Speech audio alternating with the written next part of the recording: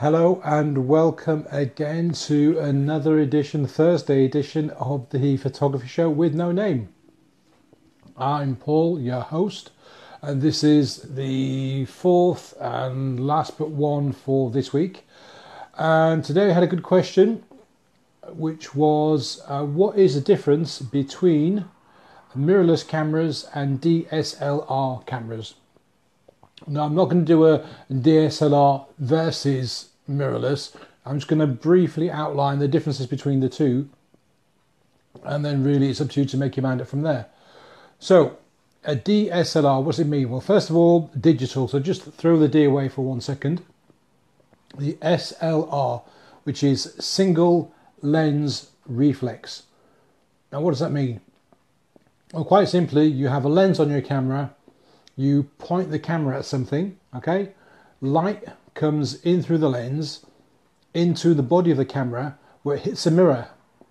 The mirror then reflects or reflection up onto a focusing screen, through the focusing screen into a prism, and then the prism then pushes that light up into your viewfinder so you can see in real time what your camera's pointing at. And then once you've focused and you're ready to shoot and you press the shutter, the mirror flips out of the way, the shutter opens and you take your shot, and then the mirror comes back down again. And that's it. I mean, obviously there's lots of technology and what have you, but basically that is how it works. With a mirrorless camera, the clue is in the name. What happens with a mirrorless camera is light comes in via a lens into the camera, and then rather than it hitting a mirror, there's no mirror for it to hit. So essentially this goes straight towards your sensor, and then some technology pulls light from the sensor into either an electronic viewfinder or to your screen on the back of the camera so you can see what's going on. So with an SLR, you are seeing a reflection of what your camera is looking at, essentially. And with the mirrorless, you're seeing an electronic impression of what you're pointing your camera at. So what's the difference, generally speaking, right? With having a mirror and a prism, which is a piece of glass, in your camera, makes it wider. If you compare a mirrorless camera, like say the Sony a6000 for example, it's going to be yay big, this wide, maybe even less. However, forgetting the lens for a time being, your DSLR, like, I don't know, a Nikon 650 or a Canon 5D Mark III, is going to be double the width and heavier because it has to hold the mirror and the prism. So that's why a mirrorless camera is smaller and a DSLR is bigger. Advantages, disadvantages, there were quite a few in the early days, but as technology progresses, they're getting closer and closer together.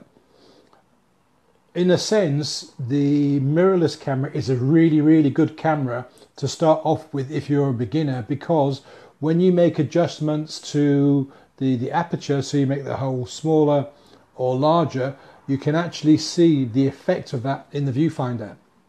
Whereas with a DSLR, if you change the aperture, making it bigger or smaller, you don't actually see the difference in the viewfinder.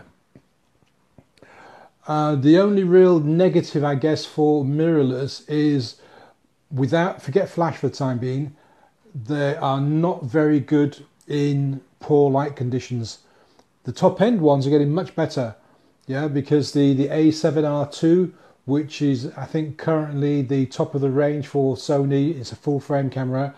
That's a very, very good camera. But anything below that, the crop censored ones are not that good in low light. To be fair, that's the same with a beginner level crop sensor Nikon or Canon. They're just not that good in low light because for lots of different reasons. So mirrorless cameras, smaller, lighter, brilliant for beginners, not so good in low light. And DSLRs, much better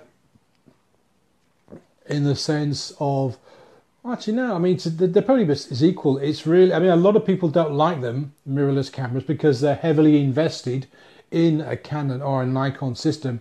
They've got the bodies and they've got lots of lenses and lots of experience with those manufacturers' cameras, and so moving across to Sony, as an example, would be a very, very expensive move.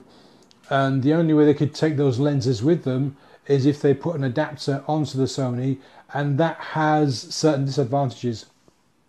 So if you're starting out right from scratch, you haven't bought a camera yet, you really want to consider something like, I think the Sony A58 is mirrorless. I know the A6000 is. They're really, really good cameras, small, light, very simple, straightforward to use. They are a little bit of a battery hog if you use the rear, because obviously they need electricity to generate an image in the viewfinder. But apart from that, pretty much the same these days for brand new people to photography. So, what else? I think that's it really. I mean, mirrorless is the way to go if you're brand new to photography and you've got a bit of money to spend on a camera. Look at mirrorless cameras because they will help you learn how to use aperture properly. Okay, and in a sense I think they are probably going to be the way forward, because once Canon and Nikon start making mirrorless cameras, I think more and more people will switch to mirrorless bodies, because then they can take the lenses that they've invested a lot of cash in onto the mirrorless systems. But that isn't going to happen until Nikon and Canon, for example, start to produce some good quality mirrorless cameras. So this is an interactive show. That's it for today. Please leave any comments or questions that you have. Feedback, I really could use some good feedback. You know, whether it's good or bad feedback, as long as it's constructive. I need feedback to make this a better show for you. So last one for this week is tomorrow, same time, same place, which is 7 p.m. GMT, 2 p.m. Eastern, which is around 1 p.m. on the Pacific coast. Have a wonderful afternoon, great evening. Bye.